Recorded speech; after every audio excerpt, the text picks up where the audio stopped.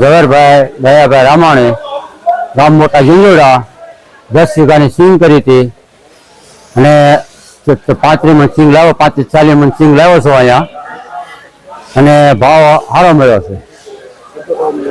હા, 1000 રૂપિયાનો ભાવ આવ્યો છે અને 10 વીઘાની સિંગ હતી, 20 નંબર.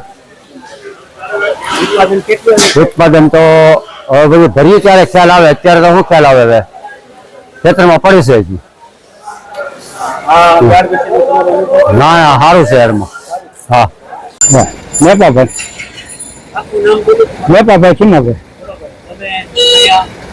કપાસ આવ્યા હતા અને 45 માં જેવું કપાસ છે, 98 રૂપિયા, 1498. કેટલા વીઘાનો કપાસ લાગ્યો? 5 વીઘાનો. કેવો ઉતારો છે? ઉતારો તો ઠીક ઠીક છે, અટાણે તો આપણે ન ખબર પડે, હજી બધું ઉતરી જતી ખબર પડે સરવાળે. આનો અનુભવ કેવો છે યાર્ડનો તમને? અનુભવ તો સારો છે આવકાલમાં. તકલીફ નથી પડતી ને ના કે લેવામાં કે ના લેવામાં કે ભાઈ પછી પૈસા લેતી દેતીમાં કે નહીં, એમાં કાંઈ તકલીફ નથી. નથી પડતી નહીં બરોબર. તમે ચોમાસામાં કાંઈ તકલીફ ખરી તમારે? નહીં. ગજેરા રામકૃષ્ણ ટ્રેડિંગ મારી પેઢી છે. માર્કેટના વેપારી મહામંડળનો પ્રમુખ છું અને છેલ્લા 30 વર્ષથી માર્કેટમાં વેપાર કરું છું. માર્કેટમાં દીપકભાઈ માલાણી પ્રમુખ થયા પછી માર્કેટમાં ખેડૂતને જે હતી એની કરતાં 80% સગવડતા વધી ગઈ છે.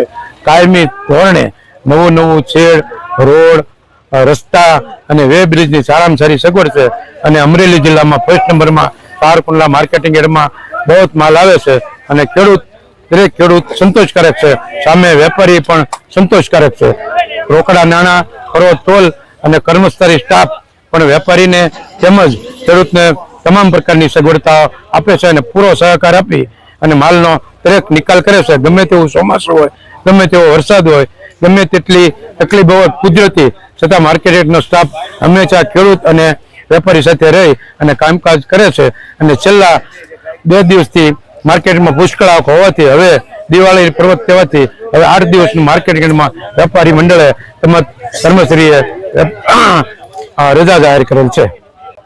પારકુંડલા માર્કેટ યાર્ડમાં આજે દિવાળીના જે રજાઓ પડે છે એનો આજે છેલ્લો દિવસ છે.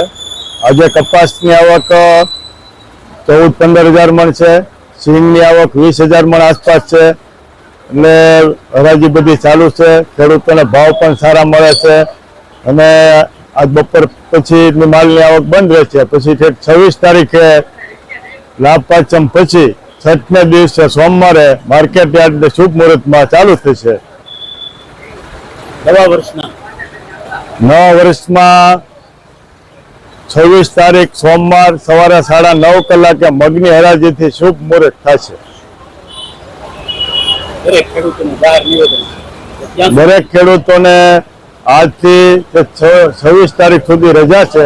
તેની જાહેરાત તો વારંવાર કરવામાં આવે જ છે, છતાં પણ આ તારીખ દિવાળીના તહેવારોમાં માલ લઈને ન આવે એ ખાસ ધ્યાન રાખે.